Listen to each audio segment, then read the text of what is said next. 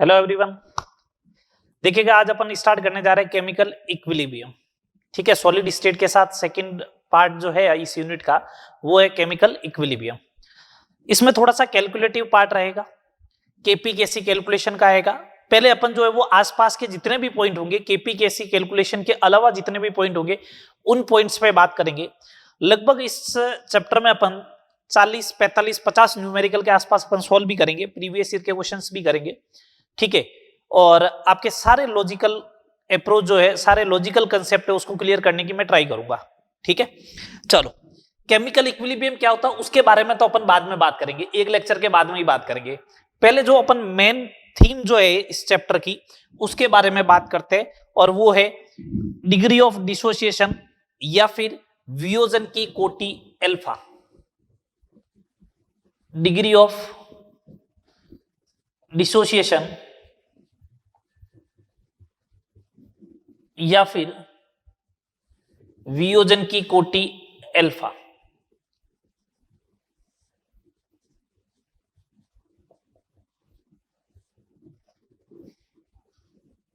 ये लो, बात करते हैं क्या होती है डेफिनेशन, उसके बाद एक एक पॉइंट करके एक्सप्लेन करता जाऊंगा। देखो पहला पॉइंट क्या है, डिग्री ऑफ डिसोसिएशन या वियोजन की कोटि का। क्रियाकारक के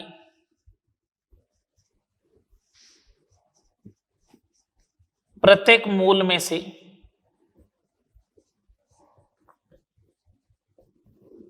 क्रियाकारक के प्रत्येक मूल में से वियोजित होने वाले मूलों की संख्या को, वियोजित होने वाले मूलों की संख्या को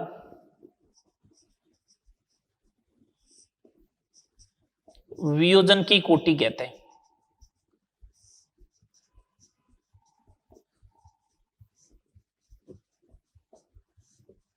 क्रियाकारक के प्रत्येक मूल में से, क्रियाकारक के प्रत्येक मूल में से वियोजित होने वाले मूलों की संख्या को अपन क्या बोलेंगे, वियोजन की कोटि अल्फा कहते हैं।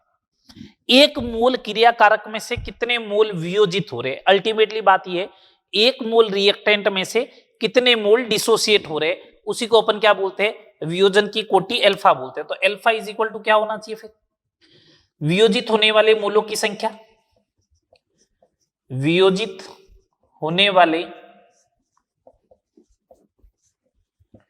मूलों की संख्या अपॉन क्रियाकारक के प्रारंभिक मूल।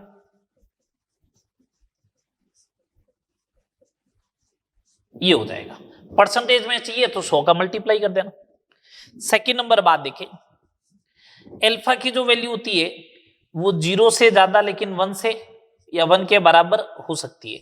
100% वियोजन होगा उस समय अल्फा की वैल्यू 1 हो जाएगी। ठीक है, थर्ड नंबर पॉइंट देखें, समझो, समझना। अगर क्रियाकारक के प्रारंभिक मूल ए मान लू मैं, क्रियाकारक के प्रारंभिक मूल ए हो, ठीक है, और क्रियाकारक के वियोजित मूलों की संख्या अगर अपन x माने, क्रियाकारक के वियोजित मूलों की संख्या अगर अपन x माने तो अल्फा इज इक्वल टू क्या हो जाएगा, क्रियाकारक के वियोजित मूलों की संख्या x अपॉन प्रारंभिक मूल a, तो alpha is equal to x by a। ये हो जाएगा alpha, degree of dissociation. Percentage में चाहिए तो आप 100 का क्या कर देना, मल्टीप्लाई कर देना, ये हो जाएगा। समझ में आ रही बात, क्रियाकारक के प्रारंभिक मूल अपॉन क्रियाकारक के वियोजित मूलों की संख्या, तो ये हो गया x वियोजित मूलों की संख्या अपॉन इनिशियल मूल। ठीक है, छोटे छोटे से क्वेश्चन से अपन स्टार्ट करते हैं, बहुत सिंपल सिंपल से बात करेंगे। अगर अपन को ऐसा दे रखा हो कि 4 मूल क्रियाकारक में से, 4 मूल क्रियाकारक में से 1 मोल वियोजित हो जाए, 1 मोल वियोजित हो जाए तो अल्फा का मान ज्ञात करो। ये आपसे दिया कि अल्फा का मान ज्ञात करो, तो क्या करोगे आप? सिंपल सा लगाओगे alpha is equal to x by a. कितने मोल वियोजित हो गए? 1 अपॉन प्रारंभिक मोल 4। 1/4 मीन्स 0.25। परसेंटेज में बात होगी तो 25%। परसेंटेज में बात होगी तो 25%। समझ में आ रही है बात? चलो अगला पार्ट देखो, इसका ई वाला पार्ट। ठीक है, इसका रिवर्ट क्वेश्चन भी पूछ सकता है आपसे, इससे रिवर्ट क्वेश्चन भी पूछ सकता है। अगर आपको बोले किसी क्रियाकारक के प्रारंभिक मोल आपको दे रखे हो, किसी क्रियाकारक के प्रारंभिक मोल आपको दे रखे हो, प्रारंभिक मोल जैसे दे दिया आपको 2, और बोले 20% वियोजन होता है, means alpha is equal to 20%। तो अगर आपसे पूछ ले वियोजित मोलों की संख्या बताओ क्या होगी? वियोजित मोलों की संख्या बताओ क्या होगी? ये अगर अपन से पूछा हो तो देखो कैसे करेंगे। अपन को मालूम है कि अल्फा इज इक्वल टू क्या होता है?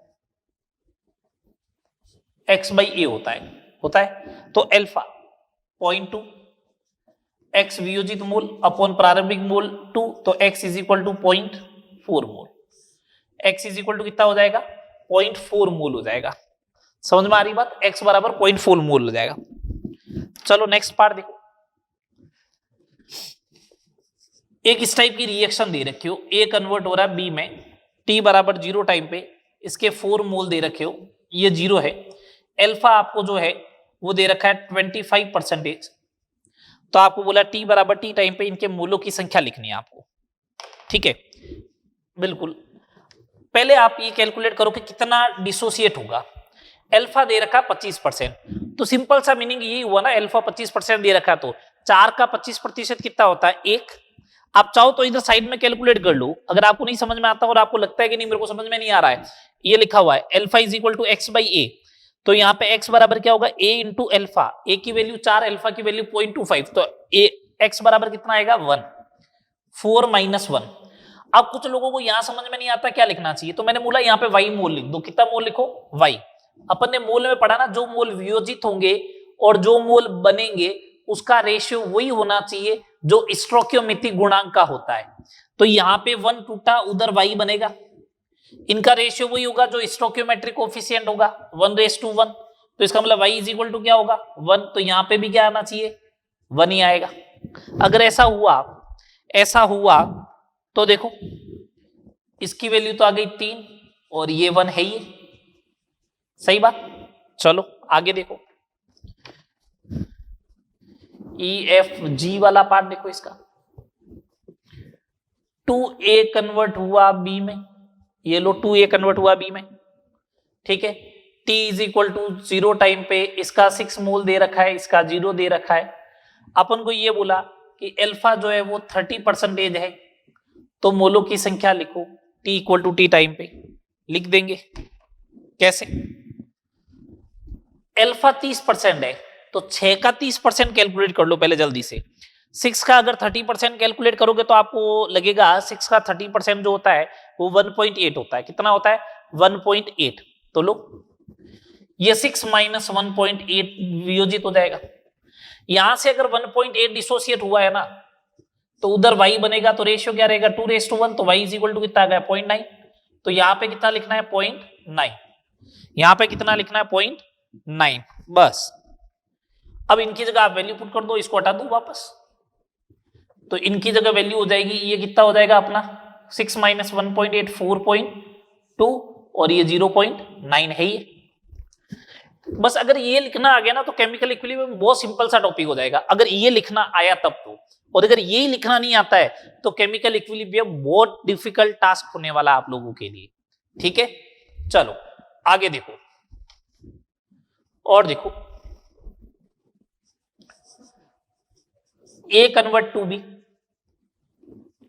T इक्वल टू 0 टाइम पे इसके 5 मोल दे रखे हैं, इसका 0 मोल दे रखा है। अल्फा जो दे रखा है वो दे रखा है 40%। T equal to T time पे पूछा है, बताओ मोलों की संख्या कितनी होगी। एक बात बताओ, सुनना बात को ढंग से।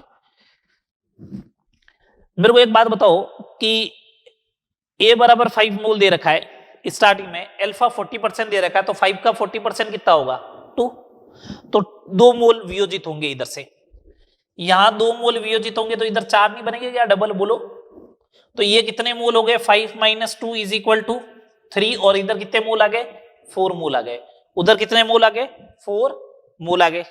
बात आ रही समझ में, बोलो। चलो आगे देखो, आगे देखो, अगर ऐसा दे दे 2a कन्वर्ट हुआ b + 3c t = 0 टाइम पे, इसका मूल दे दिया 8, इसका मूल दे दिया 1, इसका दे दिया 0, अल्फा दे दिया अपन को 30%, कितना परसेंट 30%, तो अपन को बोला t = t टाइम पे क्या सिनेरियो रहेगा। अब सिंपल सी बात, पहले सबसे पहले 8 का 30% याद कर लो, 8 का 30% कितना होता है 2.4, ये तो कैलकुलेट कर लोगे ना, 2.4, बस लिखो 2.4 सबसे पहले, ये आ गया 8 - 2.4, ठीक है, ये 1 मोल पहले का तो था ही था, प्लस 1.2 मोल और बनेगा, क्या सर 1.2 कैसे बना, तो जो अमाउंट डिसोसिएट हुआ 2.4 अपॉन बनेगा y स्टोक्योमेट्री रेशियो 2:1, तो y = 1.2, ये लो, और यहां पे बनेगा 3.6। अगर इस चीज को अपन सॉल्व करें 8 - 2.4 5.6 हो जाएगा, ये 2.2 हो जाएगा, और ये 3.6 तो है ही है, ये तो 3.6 है ही है। आ गई बात समझ में, बोलो। ये सिंपल सा बात हो गई, ठीक है। अब अपन जो है वो इससे रिलेटेड एक क्वेश्चन और देखते हैं पहले, ठीक है, इससे रिलेटेड एक क्वेश्चन और देखते हैं, फिर आगे बात करेंगे अपन।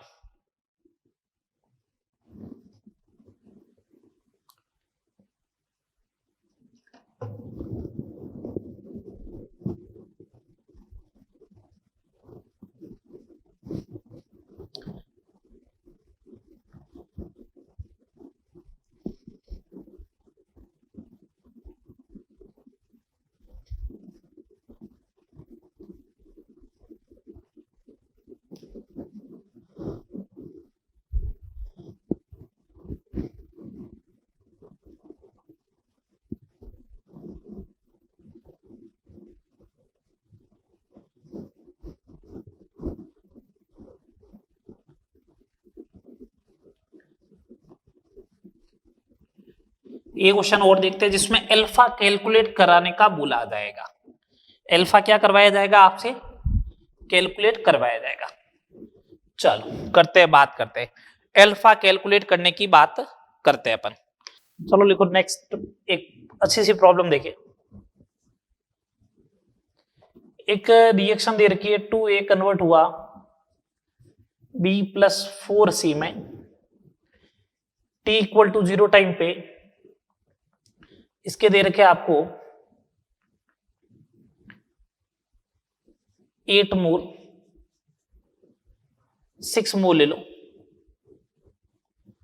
6 मोल ले लो, इधर दे रखे आपको स्टार्टिंग में 1.5 मोल दे रखा है, और ये 0 दे रखा है, ठीक है।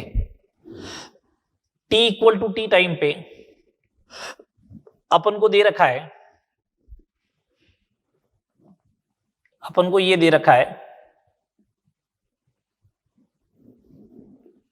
ये 2.4 मोल बनेगा, ये अपन को दे रखा है, तो अपन को बोला कि बताओ अल्फा कितना होगा। अपन से पूछा अल्फा कितना होगा, ठीक है। 3 मेथड से कर सकते हो इस क्वेश्चन को, जो सबसे अपन जो यूज में लेने वाले मेथड है उसके बारे में बात करते हैं, फर्स्ट मेथड। अपन बात करते हैं फर्स्ट मेथड की, ठीक है। देखो क्या है फर्स्ट मेथड, आराम समझना। अल्फा पूछा है, ठीक है, मैंने मान लिया डिग्री ऑफ डिसोसिएशन अगर अल्फा है, स्टार्टिंग मोल कितने हैं 6, तो वियोजित मोलों की संख्या कितनी हो जाएगी x/6, तो x = 6 अल्फा होना चाहिए, तो बस ये लिख दो यहाँ पे 6 माइनस 6 अल्फा। अच्छा यहाँ 6 अल्फा आया तो यहाँ पे कितना आएगा 3 अल्फा प्लस 1.5 तो पहले का ही है, और इधर आ जाएगा 12 अल्फा। सही बात बोलो, ये तो अब आपको लिखना आ गया ना, ये 3 अल्फा इधर कैसा आएगा, ये 12 अल्फा। तो जो इसकी वैल्यू दे रखी है अपन को 3 alpha plus 1.5 is equal to 2.4, इसकी वैल्यू अपने पास है, तो इसको मैंने 2.4 के बराबर कर दिया। तो 3 अल्फा इज इक्वल टू 0.9, तो alpha is equal to 0.3। Percentage में बात करो तो 30%, परसेंटेज में बात करोगे तो कितना प्रतिशत आ जाएगा, 30% आ जाएगा। आगे ही बात समझ में आई है। चलो आगे बात करते हैं। सेकंड मेथड क्या हो सकता है, सेकंड मेथड क्या हो सकता है, यहीं पे लिख लो। सेकंड मेथड कुछ लोग इसको है ना इस मेथड से करेंगे कि ये 6 है माइनस 2x कर दो, जो आगे यहां पे लिख रखा है ना उसी का x लिख के यहां पे लिख देते हैं 2x। तो यहां पे क्या है, मल्टीप्लाई 1 है तो x लिख देंगे, प्लस 1.5 तो था ही, और इधर लिख देंगे 4x।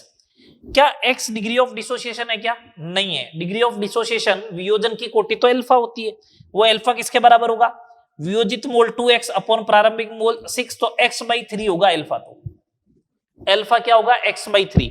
आपको x कैलकुलेट नहीं करना है, x/3 कैलकुलेट करना है। मेरे को मालूम है x plus 1.5 is equal to, इसकी वैल्यू दे रखी है 2.4, तो x बराबर 0.9 आ गया, तो अल्फा आएगा x/3, तो ये वापस 0.3 हो गया। देख लो 30% के बराबर आ जाएगा।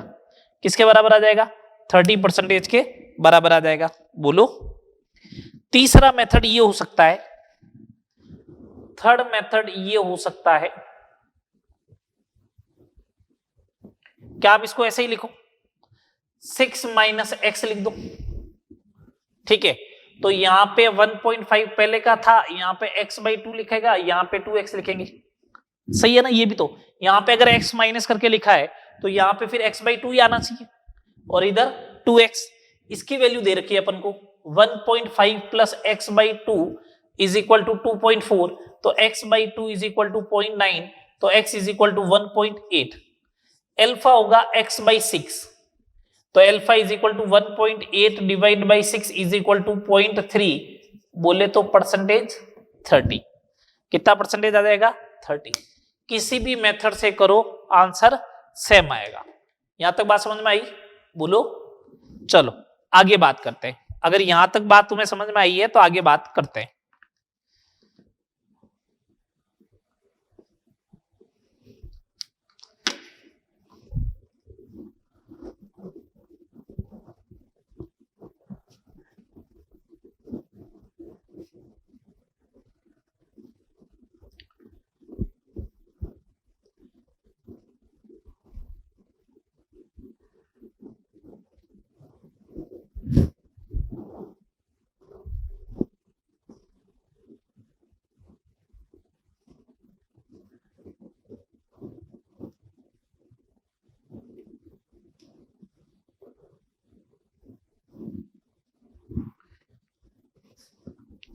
चलो नेक्स्ट प्रॉब्लम की बात करते हैं, नेक्स्ट टॉपिक की बात करते हैं।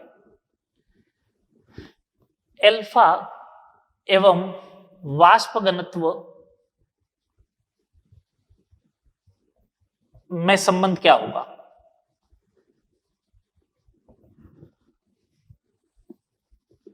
Relation between degree of dissociation alpha and vapour density. समझिएगा इसको, समझिएगा इसको, रिलेशन क्या होगा इन दोनों में। अल्फा और वेपर डेंसिटी में क्या रिलेशन होगा, आराम से समझना, आराम से समझना। अपन को मालूम है कि वेपर डेंसिटी जो होती है, मूल कंसेप्ट में पढ़ा था, मॉलिक्यूलर वेट का हाफ होती है। ये लो मॉलिक्यूलर वेट का हाफ कर दो। वेपर डेंसिटी जो होती है वो मॉलिक्यूलर वेट का क्या होती है, हाफ होती है। अच्छा, मोल का जो फॉर्मूला होता है वो क्या होता है, given mass upon molecular wait. ये मोल का फॉर्मूला होता है ना। अगर ये मोल का फॉर्मूला होता है तो उस कंडीशन में देखना, उस कंडीशन में देखना मॉलिक्यूलर वेट जो होगा वो इनवर्सली प्रोपोर्शनल टू आएगा मोल के, और वेपर डेंसिटी मॉलिक्यूलर वेट के इनवर्स डायरेक्टली प्रोपोर्शनल टू है, तो वेपर डेंसिटी भी इनवर्सली प्रोपोर्शनल टू आएगा मोल के। बोलो वेपर डेंसिटी जो होगा, वेपर डेंसिटी जो होगा वो मोल के क्या होगा, इनवर्सली प्रोपोर्शनल टू होगा। सही बात, बोलो वेपर डेंसिटी जो होगा वो मोल के इनवर्सली प्रोपोर्शनल टू होगा। तो इस कंडीशन में देखना, अगर मैंने एक रिएक्शन लिखी ए एन कन्वर्ट हो रहा है एन ए में, तो टी बराबर 0 टाइम पे इसका 1 मोल है, इसका 0 है। टी बराबर टी टाइम पे ये डिग्री ऑफ डिसोसिएशन अल्फा है, तो 1 माइनस अल्फा ही आएगा। कैसे आया ये अल्फा ही कैसे लिखा, मैंने कहा अल्फा इज इक्वल टू वियोजित मोल अपॉन प्रारंभिक मोल 1 है, तो एक्स बराबर अल्फा ही आएगा। देख लो यहां पे आएगा एन अल्फा। सही बात। अच्छा कैपिटल डी में मान रहा हूं सैद्धांतिक वाष्प घनत्व, सैद्धांतिक मतलब थ्योरेटिकल, सैद्धांतिक वाष्प घनत्व, और स्मॉल डी है प्रायोगिक वाष्प घनत्व, experimental vapour density. Experimental and theoretical है ये दोनों। तो उस कंडीशन में देखिए capital D upon small D की अगर अपन बात करें, तो कैपिटल डी जो होगा वो तो इनवर्सली प्रोपोर्शनल टू आएगा। स्टार्टिंग में एक ही मोल था, लेकिन ये आएगा 1 plus n alpha minus alpha, तो capital D upon small D is equal to 1 plus alpha ले लो कॉमन एन माइनस 1, ये आ जाएगा, ये रिलेशन आ जाएगा। यहां पे एन इंपोर्टेंट है। ये एन क्या है, क्रियाकारक के एक मोल के सापेक्ष में, क्रियाकारक के एक मोल के सापेक्ष उत्पाद के मोलों की संख्या है।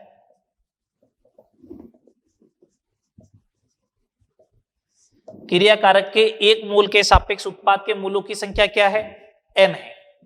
ठीक है, तो देखो अभी यहां पे एन क्रियाकारक के एक मोल के सापेक्ष उत्पाद के मोलों की संख्या है। जैसे मैं एग्जांपल ले रहा हूं, एग्जांपल से चीजें समझो।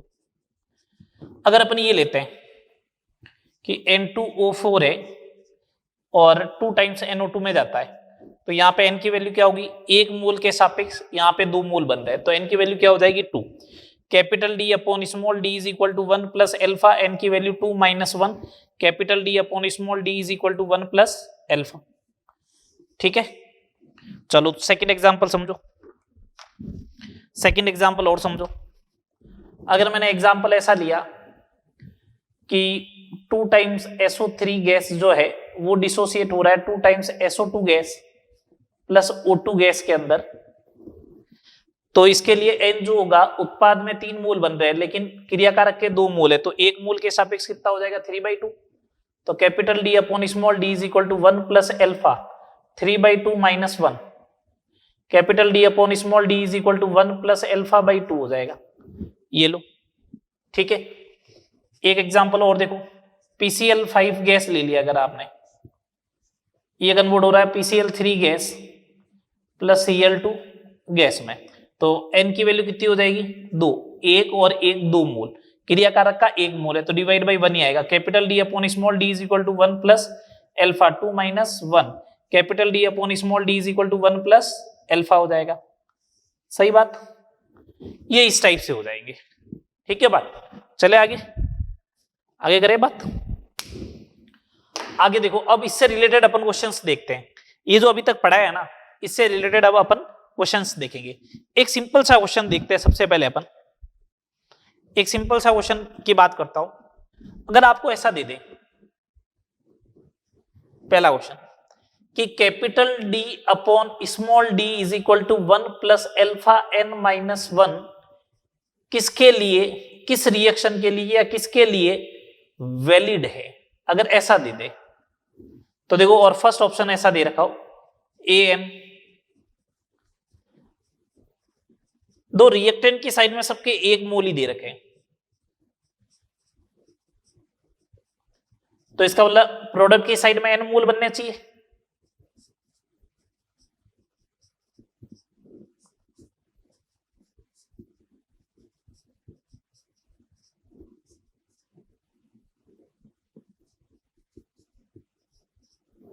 ये इस टाइप का दे रखा हो।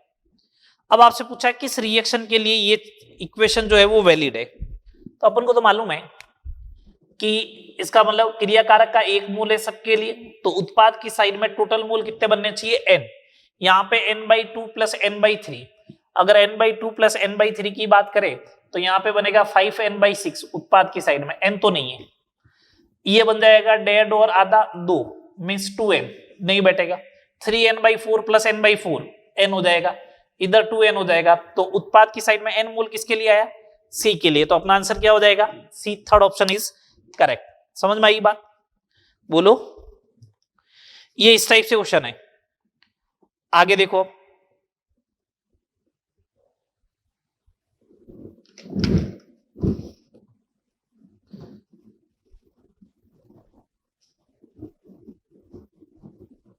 क्वेश्चन देखो आगे,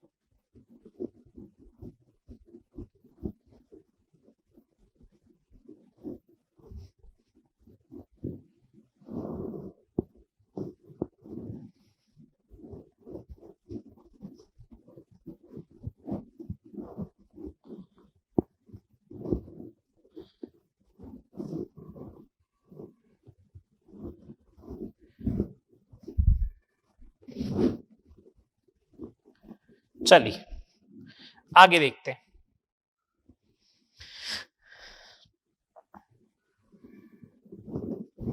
अपन क्वेश्चंस की बात करते हैं। पहला क्वेश्चन हो गया था, सेकंड नंबर क्वेश्चन देखें। अगर ऐसा दे रखा है N2O4 जो है वो कन्वर्ट हो रहा है 2 टाइम्स NO2 में, और अपन को बोला है मिश्रण का अणुभार 69 है, तो N2O4 का अल्फा ज्ञात करो। अपन से ये पूछा है N2O4 का क्या ज्ञात करो, अल्फा ज्ञात करो। ठीक है, हो जाएगा। कैसे, एक बात बताओ, N2O4 का मिक्सचर का मॉलिक्यूलर वेट दे रखा है, ठीक है। अब वेपर डेंसिटी की जगह ऐसा भी तो लिख सकते हो, molecular weight theoretical upon molecular weight experimental is equal to 1 plus alpha n-1। बोलो, अगर ऐसा लिख सकते हो तो थियोरेटिकल मॉलिक्यूलर वेट, इसका मतलब स्टार्टिंग में अकेला यही था, तो इसका मॉलिक्यूलर वेट है 96 अपॉन 69, 1 प्लस अल्फा 2-1, तो ये हो जाएगा अपने 96 अपॉन, सॉरी 92 होता है, सॉरी 92, ये हो जाएगा 4/3, 23 से कैंसिल आउट होगा, 1 प्लस अल्फा, तो alpha is equal to 1/3। Percentage में चाहिए तो 33.3% आ जाएगा, परसेंटेज में चाहिए तो ये आ जाएगा। सही बात, बोलो, ये आ जाएगा नॉर्मली 33.3%। चले आगे, नेक्स्ट प्रॉब्लम देखें आराम से। नेक्स्ट प्रॉब्लम मेरे को ऐसा दे रखा है कि ये दे रखा है 4 टाइम्स PS3 गैस डिसोसिएट हो रहा है P4 gas plus 6 times H2 gas. मिश्रण का वाष्प घनत्व दे रखा है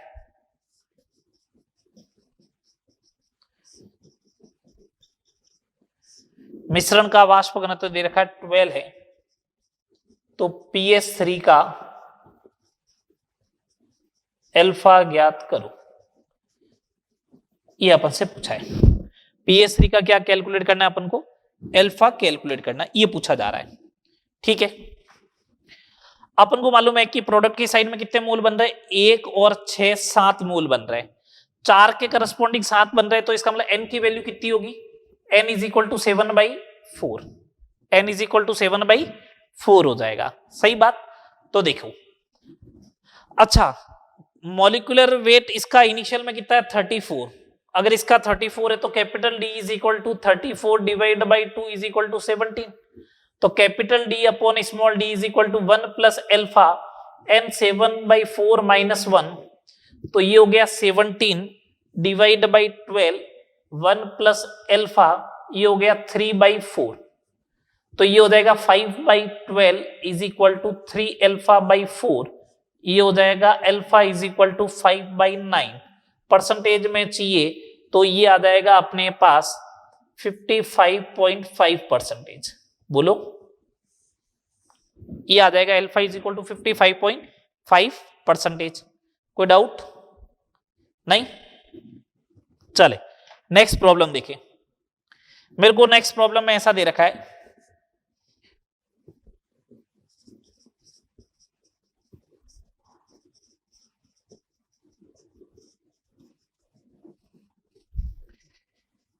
यदि 27 डिग्री सेल्सियस एंड 1 atm दाब पर मिश्रण, गैसीय मिश्रण का घनत्व 2.5 ग्राम पर लीटर है, तो SO3 का अल्फा ज्ञात करो। ये अपन से पूछा जा रहा है, ये अपन से पूछा जा रहा है। ठीक है, हो जाएगा कैलकुलेट। समझना बात को, कैसे कैलकुलेट होगा। जो ये आपको घनत्व दे रखा, ना कि वाष्प घनत्व दे रखा है, इसका मतलब आपको मॉलिक्यूलर वेट कैलकुलेट करना पड़ेगा। गैस स्टेट में अपन को मालूम है कि आइडियल गैस के लिए पीवी इक्वल टू nRT होता है। ये P, इसको लिखा mass upon molecular weight m RT, तो ये हो जाएगा Pm is equal to mass upon volume into RT। Mass by volume होता है डेंसिटी, तो D is equal to Pm by RT। ये लो, ये दे रखा अपन को, डेंसिटी कितनी दे रखी है 2.5 ग्राम पर litre, pressure 1 atm, molecular weight calculate हो जाएगा एक्सपेरिमेंटल वाला। R की वैल्यू 1/12, temperature 300, m is equal to 62.5। ये मॉलिक्यूलर वेट मिक्सचर का है, मींस एक्सपेरिमेंटल चीज है। ठीक है, लगाओ small d upon sorry capital M molecular weight theoretical upon molecular weight experimental is equal to 1 plus alpha, n की वैल्यू 3/2 माइनस 1, 1/2 हो जाएगा। थियोरेटिकल कितना है बताओ तो 80 upon 62.5 is equal to 1 plus alpha by 2, ये हो जाएगा 17.5, 62.5 is equal to alpha by 2, alpha is equal to 35 upon 62.5, ये हो जाएगा 0.56। अगर इसे सोल्व करते हो तो परसेंटेज में अल्फा चाहिए तो 56% हो जाएगा, परसेंटेज में अल्फा चाहिए तो 56% आ जाएगा। समझ रहे हो बात? ठीक है, ये आ जाएगा। चलो एक क्वेश्चन और देखो इससे रिलेटेड। यदि अमोनियम क्लोराइड पूर्णतया वियोजित हो जाए तो, यदि अमोनियम क्लोराइड पूर्णतया वियोजित हो जाए तो इसका अणुभार कितना होगा? इसका अणुभार ज्ञात करो, यह अणुभार कितना होगा, यह आपसे पूछा जा रहा है। आराम से तसल्ली से देखना। ये बोला अमोनियम क्लोराइड पूर्णतः वियोजित हो जाए। एक्चुअल में अमोनियम क्लोराइड जो है ना वो ऐसे डिसोसिएट होता है NH3 गैस प्लस HCl में।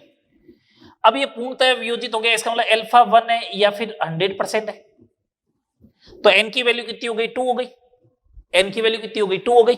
तो सुनो, पहले इसका मॉलिक्यूलर वेट, दो तरीके हैं, पहले इसका मॉलिक्यूलर वेट था 53.5, अब अपन का मॉलिक्यूलर वेट होगा m 1 प्लस एल्फा, एल्फा की वैल्यू है 1, 2 माइनस 1, तो m is equal to 53.5 divide by 2 26.75 बन जाएगा। बन गया 26.75। एक तरीका ये भी है, जब ये पूर्णतया वियोजित हो गया, मॉलिक्यूलर वेट का मतलब क्या होता है, एक मोल का वेट, जब ये पूर्णतया वियोजित हो गया तो एक मोल ये बना, एक मोल ये बना, तो क्या एवरेज मॉलिक्यूलर वेट कैलकुलेट नहीं कर सकते हो क्या? इसका मॉलिक्यूलर वेट 17 इंटू इसका मोल 1, इसका 36.5 into 1 divide by total mole कितना हो गया 2, तो भी तो एवरेज मॉलिक्यूलर वेट इतना ही आएगा। बोलो, इतना ही तो आएगा 26.75। सही बात बोल रहा हूं क्या? ये सिंपल सा क्वेश्चन है।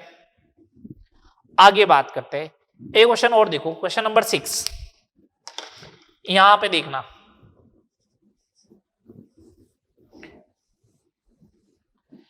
मेरे को ऐसा बोला कि N2O4 कन्वर्ट हो रहा है 2 टाइम्स NO2 में, इसके लिए आपने अल्फा और capital D upon small D में ग्राफ ड्रॉ किया, तो वो ग्राफ ऐसा आया, इस पॉइंट के कोऑर्डिनेट a,0 है, इस पॉइंट के कोऑर्डिनेट a,0 है, तो बोला a का मान कितना होगा।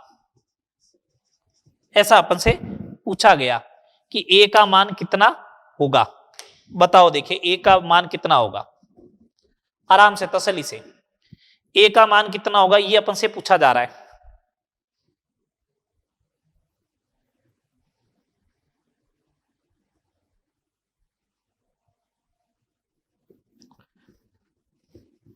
a का मान कितना है ये अपन से पूछा जा रहा है। तो सुनो, इसको y और इसको x ये बनाओ, ये रहा इसके लिए रिलेशन। N2O4 के लिए आता है capital D upon small d is equal to 1 plus alpha, तो alpha is equal to capital D upon small d minus 1। अच्छा एक बात बताओ, ये x एक्सिस है, x एक्सिस पे y की वैल्यू होती है 0, जब एल्फा 0 होगा तो capital D upon small d की वैल्यू क्या होगी 1, तो इसका मतलब इस वाले पॉइंट के कोऑर्डिनेट क्या होने चाहिए 1, 0 अपने अकॉर्डिंग, और इसने दे रखे a,0, तो इसका मतलब a की वैल्यू क्या होगी, बोलो a की वैल्यू कितनी हो जाएगी 1 हो जाएगी, a का मान कितना होगा 1 होगा। ठीक है, ये लो a इज इक्वल टू 1 आ जाएगा। ये हो गए अपने सारे क्वेश्चन किससे रिलेटेड, वेपर डेंसिटी और अल्फा में रिलेशन से रिलेटेड। ठीक है, चलो आगे बात करते हैं, आगे बात करते हैं।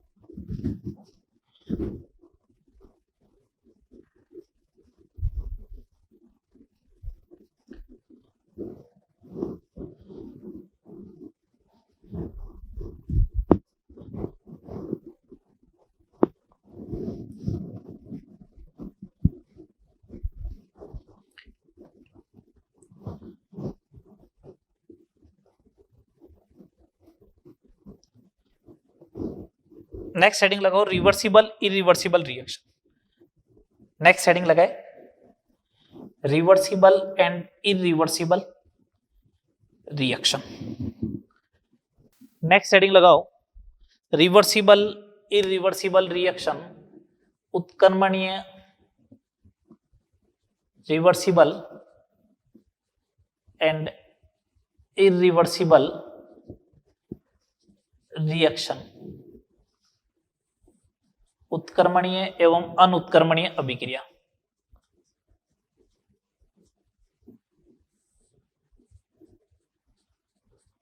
आराम से समझो, एग्जाम्पल पूछता है मोस्ट ऑफ द केस में, है ना।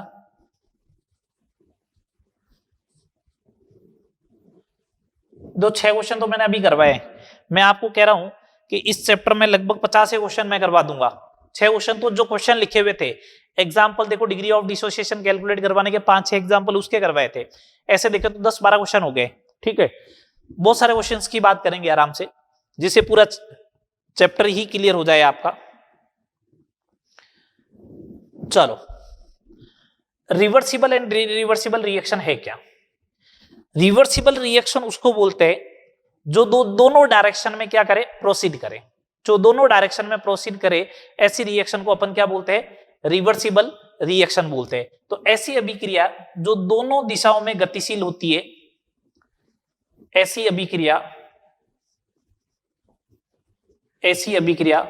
जो दोनों दिशाओं में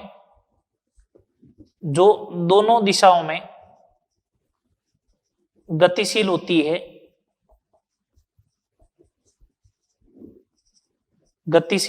है, उन्हें उत्क्रमणीय अभिक्रिया कहते हैं। उन्हें क्या कहते हैं? उत्क्रमणीय अभिक्रिया कहते हैं। जो दोनों डायरेक्शन में क्या होंगे, गतिशील होते हैं, उन्हें उत्क्रमणीय अभिक्रिया कहते हैं। The reaction which moves in both direction, जो दोनों दिशाओं में गतिशील होती है, उन्हें अपन क्या कहते हैं? उत्क्रमणीय अभिक्रिया कहते हैं। अच्छा, अनुत्क्रमणीय अभिक्रिया जो केवल एक ही दिशा में गतिशील होती है, केवल एक ही दिशा में गतिशील होती है। अच्छा, सेकंड नंबर पॉइंट देखना, इसमें देखो जब ये रिएक्शन R टू P भी जाएगी और P टू R भी जाएगा, इसका मतलब R जो है वो P में एवं P R में परिवर्तित होता है। बोलो, बोलिए भैया। रिएक्टेंट प्रोडक्ट में कन्वर्ट होगा और प्रोडक्ट जो है वो रिएक्टेंट में भी कन्वर्ट होगा।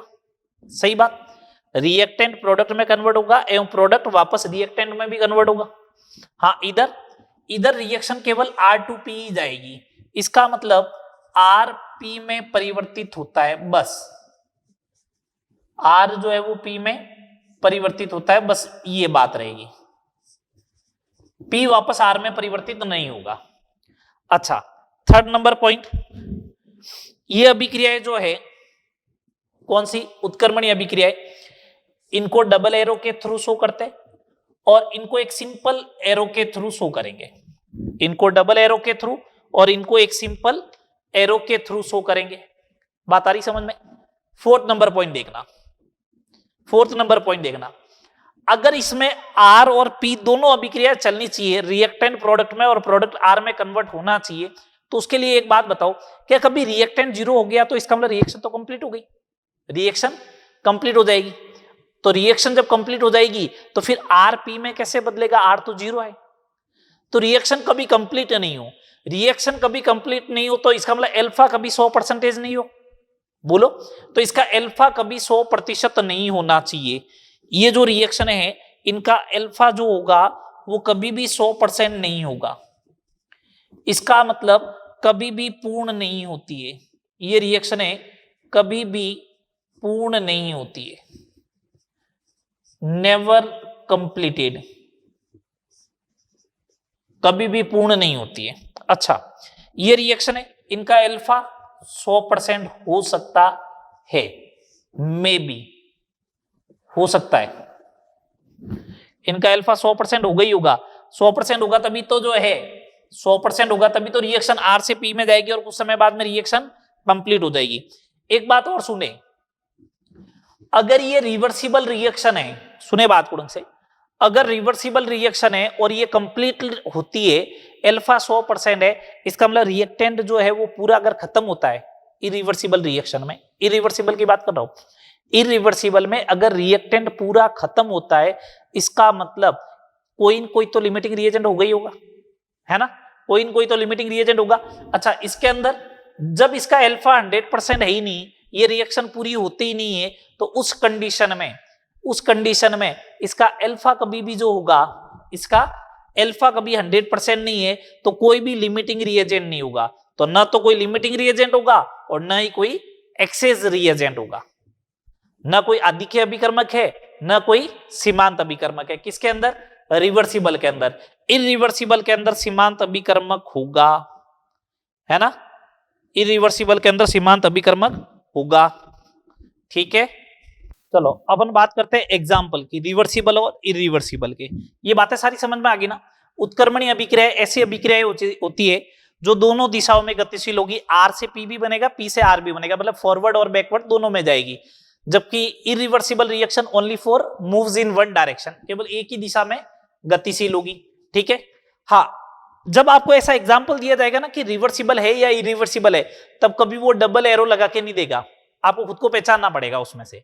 ठीक है, डबल एरो लगा के दे दिया तो फिर तो आपको मालूम ही चल जाएगा ना, डबल एरो बना के दे दिया तो उस समय तो फिर आपको मालूम ही चल जाएगा ना कहां दिक्कत है। ठीक है, सुनना बात को। अब एग्जाम्पल ऑफ इरिवर्सिबल रिएक्शन,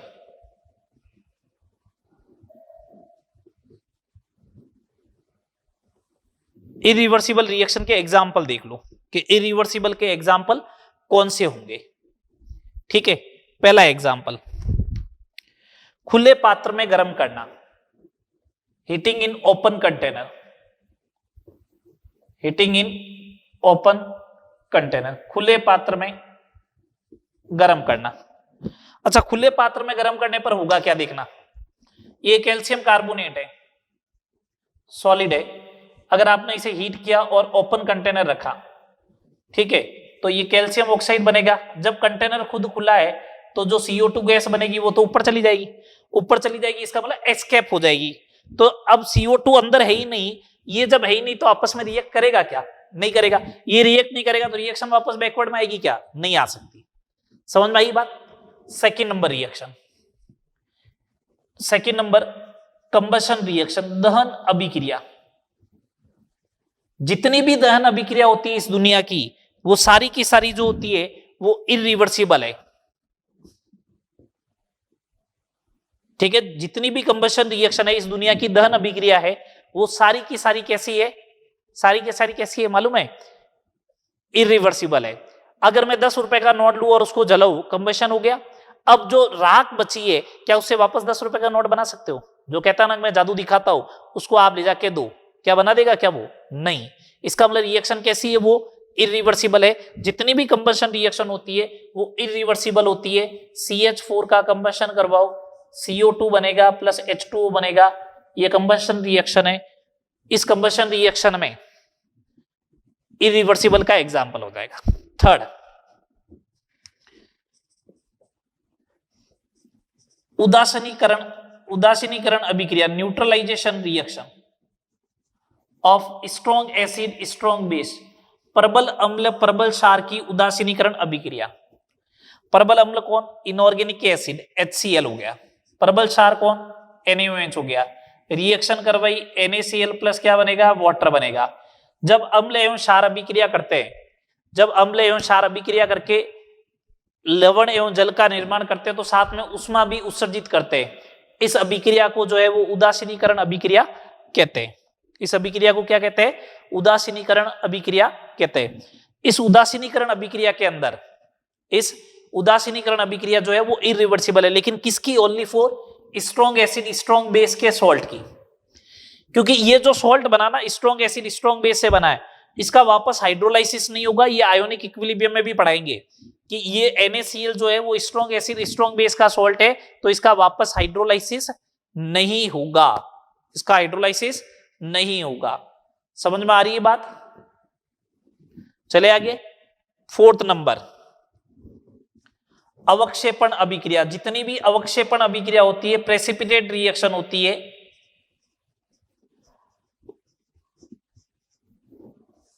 वो भी इरिवर्सिबल का एग्जाम्पल है। प्रेसिपिटेट रिएक्शन जैसे BaCl2 प्लस Na2SO4, ये एक्वस है मतलब विलियन है, ये भी एक्वस है मतलब विलियन है। अब क्या होगा? 2 टाइम्स NaCl बनेगा, ये एक्वस हो गया, plus barium sulphate. Barium sulphate की व्हाइट कलर की प्रेसिपिटेट होती है। कौन सी कलर की प्रेसिपिटेट होती है? व्हाइट कलर की प्रेसिपिटेट होती है।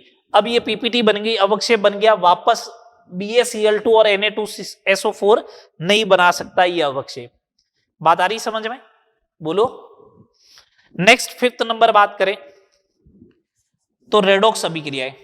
रेडॉक्स अभिक्रिया भी जो होती है, रेडॉक्स रिएक्शन जो होती है, ये भी कौन सी होती है? इरिवर्सिबल रिएक्शन होती है। कैसे? जैसे जिंक को कॉपर सल्फेट में ऐड करते हो आप, तो जिंक अधिक रिएक्टिव होता है कॉपर से, इसलिए कॉपर को डिस्प्लेस कर देता है, और ZnSO4 प्लस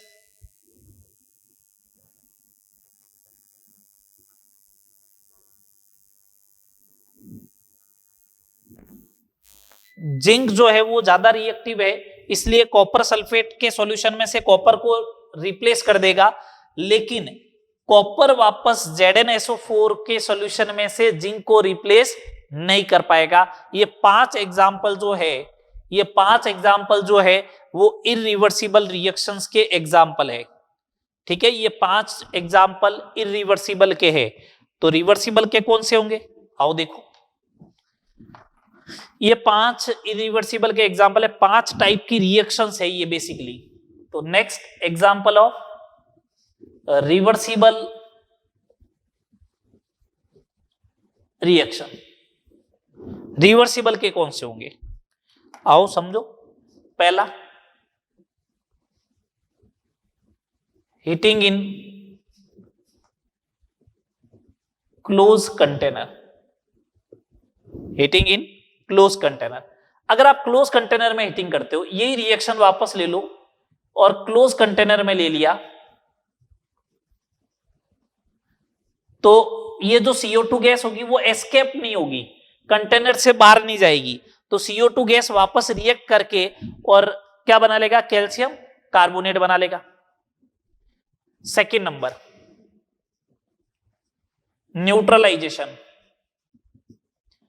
उदासीनीकरण अभिक्रिया किसकी, एक्सेप्ट अपवाद, स्ट्रॉन्ग एसिड स्ट्रॉन्ग बेस नहीं होना चाहिए। उसके अलावा कुछ भी ले लो, जैसे आपने लिया CH3COH वीक एसिड ले लिया प्लस NaOH ले लिया, करवा दो आराम से, न्यूट्रलाइजेशन है, रिएक्शन रिवर्सिबल है।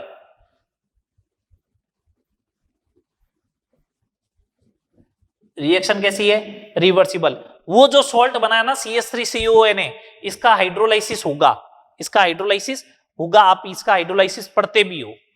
थर्ड नंबर रिएक्शन, यदि सभी स्पीसीज की भौतिक अवस्थाएं समान हो, यदि सभी स्पीसीज की भौतिक अवस्थाएं समान हो, रिएक्टेंट प्रोडक्ट सबकी अगर फिजिकल स्टेट भौतिक अवस्थाएं समान हो, तो रिएक्शन जो होगी वो रिवर्सिबल होगी। जैसे CH3COH लिक्विड है प्लस C2H5OH लिक्विड है, कन्वर्ट हुआ CH3COOC2H5 लिक्विड है प्लस H2O, एस्टरिफिकेशन रिएक्शन है। ये देख लो, ये रिएक्शन कैसी होगी, रिवर्सिबल होगी। ठीक है, N2 गैस ले लो, सबकी भौतिक अवस्थाएं पहले वाले में लिक्विड थी, इस वाले में सबकी गैस है, तो 2 टाइम्स अमोनिया गैस बनेगा। ये भी रिएक्शन कैसी होगी, ये भी रिएक्शन जो होगी वो कैसी होगी, रिवर्सिबल हो जाएगी। ये भी रिएक्शन कैसी हो जाएगी, रिवर्सिबल हो जाएगी। आ रही बात समझ में। ये अपना बेसिक इंट्रोडक्शन वाला पार्ट था, इंट्रोडक्शन था केमिकल इक्विलिब्रियम का, जिसमें मैंने आपको ये सिखाया कि डिग्री ऑफ डिसोसिएशन क्या होती है। सेकंड नंबर मैंने आपको ये सिखाया कि डिग्री ऑफ डिसोसिएशन और वेपर डेंसिटी में क्या रिलेशन होता है, और थर्ड नंबर मैंने आपको सिखाया कि रिवर्सिबल और इरिवर्सिबल रिएक्शंस क्या होती है। ठीक है बात, बोलो यहां तक करना है। नेक्स्ट क्लास में अपन इससे आगे बात करेंगे, इक्विलिब्रियम होता क्या है, टाइप क्या होती है, फिर लॉ ऑफ मास एक्शन की बात करेंगे, फिर केपी कैसी इक्विलिब्रियम की कंडीशन आएगी, फिर कैरेक्टरिस्टिक्स पढ़ेंगे, ये सारी बातें करेंगे। ठीक है, चलो यहां तक करना, नेक्स्ट क्लास में आगे बात करेंगे।